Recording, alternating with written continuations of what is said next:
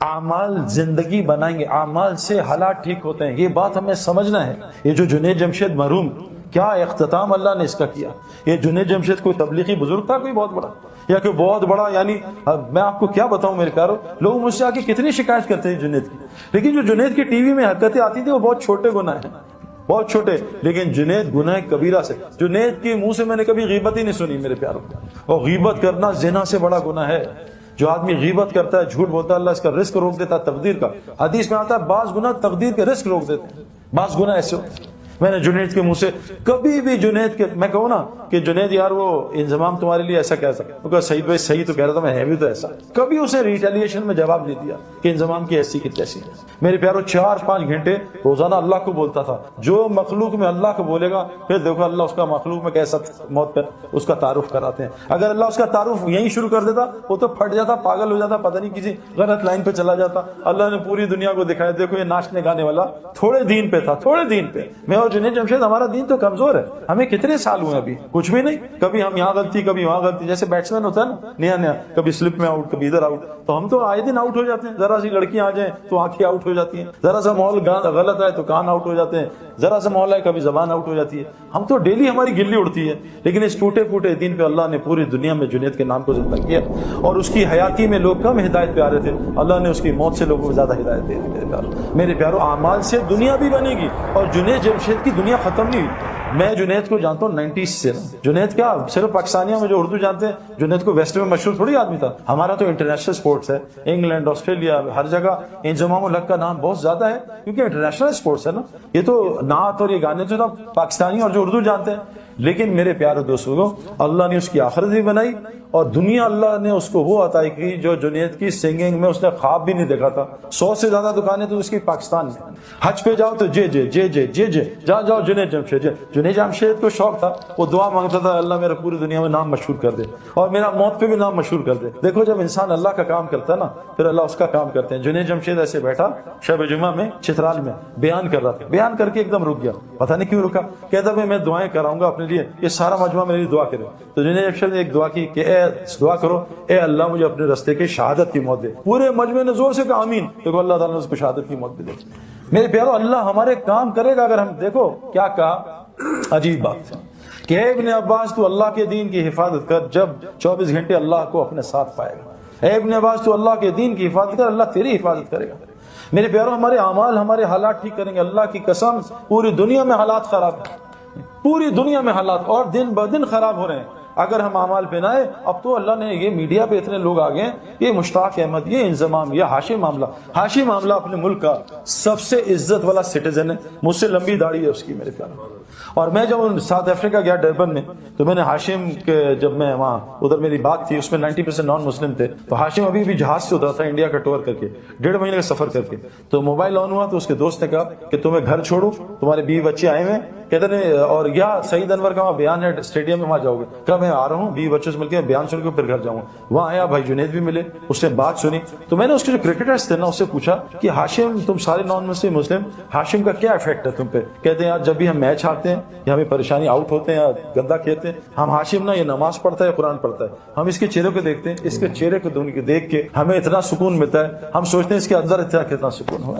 ہم سکون کے لیے تو سب کچھ کرتے ہیں۔ اور بھائی مسجد، مچھلی کا سکون پانی میں، مسلمان کا سکون مسجد میں ہے، یہ کہاں باہر تلاش کر رہا ہے؟ وہ عارضی سکون، ٹیمپرری، نشہ کیا ٹیمپرری سکون، پھر پریشانی، دوائی کھائی نیند کی ٹیمپرری سکون، پھر پریشانی، یہ سب آرٹیفیشل ہے۔ مچھلی کا سکون پانی میں، مچھلی کی ضروریات پانی کے اندر، مسلمان کا سکون پانی میں۔ مسلمان کی ضروریات کا تعلق مسجد کے اعمال کے ساتھ ہے، باہر نہیں ہے۔ مسجد کے اعمال، باہر کی محنت سے بستر آئے گا، نیند نہیں آئے گی۔ یہ اس کے ہمارے ہے اپنا رضا، اس کے چچا جو ہیں وہ میرے اور جنید مرحوم کے ساتھ بستر لے کے آئے رائے میں، 6 گدے لے کے آئے، میں کہا نکالیں یہ گدے، 8-10 خادم، میں کہا جنید میں آپ کے خادم، تو مجھ سے کہتے ہیں یار 20 سال ہو گئے سویا نہیں ہوں، جس چیز پہ دنیا کی ہاتھ رکھتا ہوں سونا بن جاتی ہے، مجھے بتاؤ سوؤں کیسے؟ میں کہا آپ کو رائے میں، وہ یہ ہمارے دوسرے خطرناک مولوی عباد اللہ بیٹھے ہیں، ان کا کہیں بیان سن لیا تھا وہ جہنم کا موت پہ، وہ کہا مولوی عباد نے ڈرا دیا ہے، بھائی مجھے بچاؤ، مجھے نیند نہیں آتی۔ میں کہا آپ ایسی جگہ پہ آئے ہو جہاں آرام سے جاگیں گے؟ کہا نہیں نہیں بھائی، نیند کی گولیاں کھاتا ہوں میں تب نیند آتی ہے۔ میں نے کہا یہاں جاگنے کے لیے گولیاں کھانی پڑتی ہیں، اتنی نیند آتی ہے۔ تو جنید اور میں خیر رات کو سوئے، صبح ادھر پیچھے بٹھایا تو ایسے ہم دونوں سو رہے تھے، بیان سے ہمارے حاجی الوہاب صاحب ہیں، ان کا بیان شروع ہوا، انہوں نے 10 منٹ بیان کیا، ہمیں ایک آواز آئی نیچے دھڑم کر کے، تو وہ حاجی صاحب یوں نیچے گرے ہوئے تھے۔ ہم نے کہا کیا ہوا؟ کہا پتہ نہیں مجھے چکر آ گیا۔ میں کہا چکر نہیں آئے، یہ ان کے بیان میں ایسا ہی ہوتا ہے۔ ہم نے ان کو ٹیک لگا دی، میں قسم کھا رہا ہوں 60 گھنٹے 3 دن میں سو کے چلے گئے، اللہ نے ان کی فیملی کو پلٹ دیا۔ سکون پانی میں ہے، سکون اعمال مسجد کے ساتھ۔ آسان ایکویشن ہے، اعمال میں 5 لفظ، الف عین میم الف لام۔ صحابہ کو اللہ نے اتنا الف اور عین پہ مال دیا تھا کہ پورے مدینہ میں زکوٰۃ دینے والا کوئی آدمی نہیں تھا۔ آج ہم طواف کرتے ہیں، اللہ معاف کرے، کہنا نہیں چاہیے، ہم جیبیں بچاتے ہیں کوئی چوری نہ کر لے۔ کتنی چوریاں طواف میں ہوتی ہیں میرے پیاروں، باہر کیا ہو رہا ہوگا نا۔ یہ تو مقدس ترین جگہ ہے۔ میں نے مقدس ترین جگہ پہ 3 لڑکوں کو پاکستانیوں کو فلم دیکھتے ہوئے دیکھا۔ فلم، میں نے کہا شرم کرو، اللہ کے گھر میں فلم دیکھ رہا ہوں۔ میرے پیارے دوستو، یہ مال مجھے بھی چاہیے، اللہ نے الحمدللہ مجھے ہر لائن کا ہر چیز دی ہے میرے پیاروں۔ میں نے آج تک تبلیغ کے کام میں کسی کو غریب ہوتے نہیں دیکھا، انلیس کہ اس سے خود نہ چاہو۔ جس صحابی نے ایک گھر چھوڑا، اللہ نے اس کو لاکھوں پراپرٹیاں دی۔ عبد الرحمن بن عوف رضی اللہ عنہ مکہ چھوڑا، اللہ نے ان کو کتنا کچھ دیا میرے پیاروں۔ دنیا چھوڑنے پہ اللہ نے ان کو اسلام کا امیر ترین آدمی بنا دیا۔ مال کوئی مسئلہ نہیں ہے، الف عین کو ٹھیک کر لیں، الف اللہ کے ساتھ اپنے تعلق کو ٹھیک کر لیں۔ حدیث میں آتا ہے جو اللہ سے اپنے معاملوں کو ٹھیک کرتا ہے، تمام مخلوق سے اللہ اس کے معاملوں کو ٹھیک کر دیتا ہے۔ ہمارا معاملہ اللہ سے ٹھیک نہیں ہے۔ اگر ہمارا معاملہ اللہ سے ٹھیک ہو نا، تو جیسے ہم کہیں اللہ آپ بڑے ہیں تو ہمیں دنیا غائب ہو جائے، اللہ سامنے آ جائے۔ آج ہم کہتے ہیں اللہ اکبر، اللہ غائب ہو، دنیا سامنے آ جائے۔ یہ تھرمامیٹر ہے کہ میرا اللہ سے تعلق ٹھیک ہے۔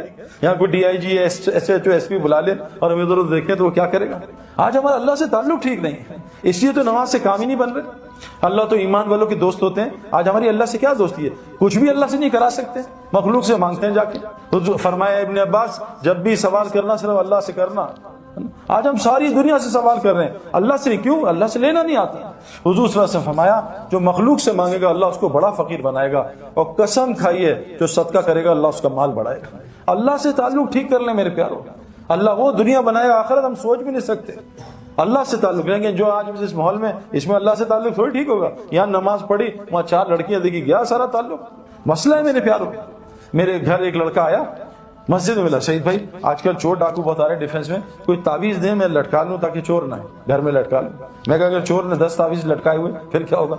تو کہتا کیا کروں؟ میں کہا 3 دفعہ آیت الکرسی پڑھ کے گھر میں دم کرنا، انشاءاللہ چور نہیں آئے گا۔ اس نے آیت الکرسی پڑھی، صبح آیا سر پھٹا ہوا، ہاتھ ٹیڑھا ہوا، کہا سیدھا مروا دیا آپ نے۔ اور میں نے کہا اتنا مارا ہے زندگی میں نہیں کسی نے مارا، ماں گھوسے مکے ٹڈے ڈنڈے داڑ دوڑ، اتنی گالیاں، اتنا ذلیل کیا۔ میں کہا کیا کہتا آپ نے مروا دیا نا۔ اب مجھ سے غلطی ہوئی کہ میں نے اسے آپریشن سے، بے ہوشی سے پہلے آپریشن کر دیا نا۔ میں اس کو سمجھاتا، کوئی اس کو پرہیز بتاتا، تو میں بھی گھبرا۔ پھر ایک دم اللہ نے دل میں کہا بھائی کی بتاؤ کیا ہوا تھا؟ کہتا ہم گھر گئے سب رات کو، میں نے سب کو کہا بھائی کل بھی ادھر چوری، تو سعید بھائی نے بڑا اچھا دوائی دی ہے، انشاءاللہ سیٹ ہو جائے۔ تو لیکن ڈاکٹر پرہیز بھی تو بتاتا ہے نا۔ اب اسے دوائی کھا لی 3 دفعہ آیت الکرسی۔ میں کہا پھر کیا ہوا؟ کہا بس ہم نے ایک نئی انڈین فلم دیکھی تھی۔ اب بتاؤ پٹائی تو ہونی چاہیے، ایک طرف فلمیں بھی چل رہی ہیں، ایک طرف آیت الکرسی بھی چل رہی ہے۔ تو ہمارا معاملہ اللہ سے صحیح نہیں میرے پیار۔ اے ابن عباس تو اللہ کے دین کی حفاظت کر، اللہ تیری حفاظت کرے گا۔ آج مجھے واٹس ایپ آتے ہیں، سعید بھائی آپ تبلیغ والے کیا کر رہے ہیں؟ اس ملک میں لڑکیوں کے ساتھ یہ ہو رہا ہے، اس ملک میں یہ ہو رہا ہے۔ بھائی کیوں نہ ہو، اللہ تو حدیث میں آتا ظالم ہے ہی نہیں، رائی کے دانے کے برابر اللہ نے اپنے اوپر ظلم حرام کیا ہے۔ اللہ ظالم ہو ہی نہیں سکتا، اللہ چھوٹے ظالم پہ بڑے ظالم کو مسلط کرتا ہے۔ ان لڑکیوں سے کہا پردے میں آ جاؤ، پردے میں آ جاؤ۔ ان لڑکیوں سے کہا، قرآن کہہ رہا ہے، دیکھو قرآن کی آیت ہے، اے مومن مردوں اپنی نظریں نیچی کرو۔ 7 عورتوں کو بھی حکم ہے، اے عورتوں تم بھی نظریں نیچی کرو۔ جنت کی عورتوں کی نشانی بتائیے، یہ حوریں کیا ہوتی ہیں؟ یہ خیمے میں رہنے والی ہوتی ہیں، سورہ رحمان ہے۔ جنت کی عورتوں کی نشانی بتائیے، یہ نیچی نگاہوں والی ہوتی ہیں۔ آج تو ہماری لڑکیاں لڑکے سارے اونچی نگاہوں والے، یہ جنت کی نشانیاں تھوڑی ہیں۔ جس آدمی کی وہاں جنت بنتی ہے اللہ پہلے اس کی دنیا جنت بناتا ہے، اس کا سایہ اتارتا ہے۔ وہ سکون، وہ محبت، وہ سلامتی، وہ چین، وہ بے خوف زندگی جنت کی اللہ کی قسم اللہ دنیا میں عطا کرتے ہیں۔ اور ہم نے دیکھا ہے ہزاروں کی دیکھتے ہیں، اور جس کی مرنے کے بعد جہنم بنتی ہے اللہ پہلے اس کی دنیا کو جہنم بناتے ہیں، جس میں سب سے پہلی نشانی اس کے دل کو سکون کو خراب کر دیتے ہیں اور اس کے دل کو خوف سے بھر دیتے ہیں۔ آج ہمارا سب کا یہ حال ہے۔ تو سب سے پہلی چیز، اور یہ اللہ سے تعلق کیسے صحیح ہوگا؟ یہ دعوت اللہ کی محنت کے بغیر نہیں ہو سکتا۔ یہ جو تبلیغ میں لگ رہے ہیں نا لوگوں کو اللہ کا تعارف کرانا، فرمایا کیا کہ تم اللہ کے محبوب بننا چاہتے ہو، تم لوگوں کو اللہ کا محبوب بناؤ، اللہ تمہیں اپنا محبوب بنا لے گا۔ یہ دعوت اللہ کی محنت میرے پیارو، حضرت محمد صلی اللہ علیہ وسلم آخری نبی ہے، پہلے نبی آتے تھے لوگوں کا تعلق اللہ سے جوڑتے تھے، آج یہ ایک ایک امتی کی ذمہ داری ہے، ہر مسلمان جس نے کلمہ پڑھ لیا، شادی ہو گئی ہے، چاہے وہ لڑکی ہے چاہے لڑکا، اللہ قرآن میں کہہ رہے ہیں جس کا مفہوم، میں کن پہ رحم کروں گا؟ ان مردوں پہ اور عورتوں پہ جو ایک دوسرے کے مددگار ہوتے ہیں، کن کاموں میں؟ امر بالمعروف اور نہی عن المنکر میں، نماز قائم کرنے میں، زکوٰۃ ادا کرنے میں، اور اللہ رسول کی اطاعت میں۔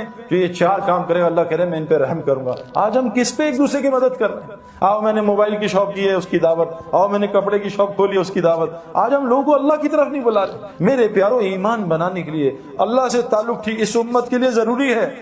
حاجی مشتاق صاحب سے اکثر میں نے سنا ہے کتنے ہم نادان ہیں کہ سارا دن ہندوستان پاکستان افغانستان انگلستان، ہندوستان پاکستان افغانستان انگلستان، کاش اتنے نعرے قبرستان قبرستان کیے ہوتے، اللہ ہندوستان پاکستان کو جنت بنا دیتا۔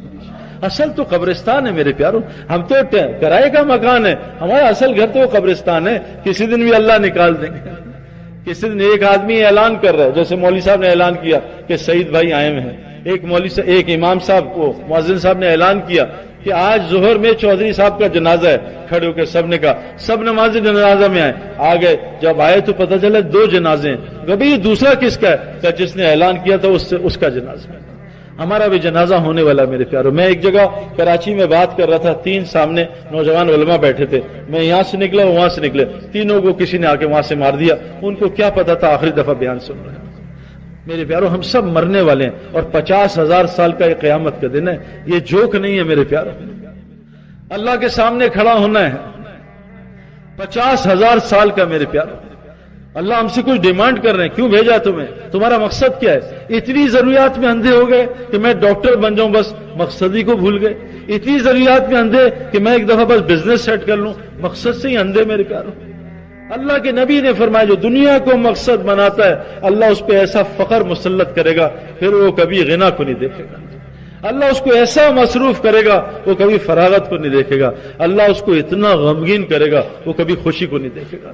آج ہم سب کا مقصد دنیا ہے میرے پیارے، بہترین کھانا بیوی بچوں کو کھلایا اور بچا کچا دسترخوان بلے کو ڈالا، بہترین وقت آیا 9 to 5 دنیا کو دیا، ادھر کو دیا، مال کو دیا، فیکٹری کو دیا، اور رات کو بچا کچا اللہ کو ڈال دیا، یا اللہ بس تیرے لیے ہی بچا ہے۔ میرے پیارے دوستوں، ہم دھوکہ نہ دیں اپنے آپ کو۔ اللہ تعالیٰ نے ایک بہترین ہمیں زندگی دی ہے، طریقہ دی ہے، اس کی میں سب سے آپ سے پہلے گزارش کرتا ہوں روزانہ میرے پیاروں مسجد کو وقت دیا کریں۔ قرآن میں اللہ نے فرمایا ایمان والے کون ہیں؟ بس ایمان والے ہی مسجدوں کو آباد کریں گے اور نماز کو بھی قائم کریں گے اور زکوٰۃ کو بھی ادا کریں گے اور اللہ سے بھی ڈریں گے۔ 4 صفات بتائیں ایمان والوں کی، یہ مسجد کو آباد کریں گے۔ کتنے مسلمان مسجد کو آباد کر رہے ہیں میرے پیاروں؟ کہ میری محلے کی مسجد 24 گھنٹے اعمال سے آباد ہو جائے۔ کتنے مسلمان ہیں دنیا میں میرے پیاروں کہ 24 گھنٹے مسجد کو آباد کر رہے ہیں؟ کیا آتا ہے جو مسجد کو آباد کرتا ہے اللہ اس کے گھر کو آباد کرتا ہے۔ اللہ ایک جماعت آئی دیہاتیوں کی، عرابیوں کی، یا رسول اللہ ایمان والے بن گئے۔ اللہ نے فرمایا وہی بھیجی ہے میرے نبی، ان سے کہیے صرف مسلمان ہوئے، ابھی ان کے ایمان دل میں رچا نہیں، ابھی گھسا نہیں ایمان۔ ایمان جس کے دل میں گھستا ہے کیا نشانی ہے اس کی؟ یہ اللہ پہ پورا بھروسہ کرتا ہے، یہ اللہ کی ذات کے علاوہ کسی کی طرف نظر نہیں اٹھاتا۔ جب اس پہ برا حال آتا ہے پہلی نظر اس کی اللہ کے پاس جاتی ہے۔ میں وہاں ایک جگہ گیا، چترال میں زلزلہ آیا ہوا تھا، کسی کے گھر گیا، بہت وہ کوئی وہاں کے بڑے آدمی تھے، لائن لگی ہوئی تھی 100-150 آدمی کی۔ تو میں کہا جی یہ لائن کیا ہے؟ کہ یہ زلزلہ آئے مجھ سے مانگنے آئے پیسے اور مجھ سے چیزیں مانگنے ہیں، میں ان کی مدد کر رہا ہوں۔ تو میں کہا حضرت زلزلہ آپ نے بھیجا اللہ نے؟ وہ تو اللہ نے بھیجا۔ میں کہا رجوع یہ آپ کی طرف کر رہے ہیں، آپ بھی پھنسیں گے یہ بھی پھنسیں گے، ان کا رجوع اللہ کی طرف کرائیں۔ اللہ قرآن میں کہہ رہے ہیں ہم تمہیں دنیا میں چھوٹے چھوٹے چھوٹے عذاب بھیجیں گے، بڑے عذاب سے بچانے کے لیے۔ بھیجتے کیوں ہیں؟ لعلہم یرجعون، تاکہ تم اللہ کی طرف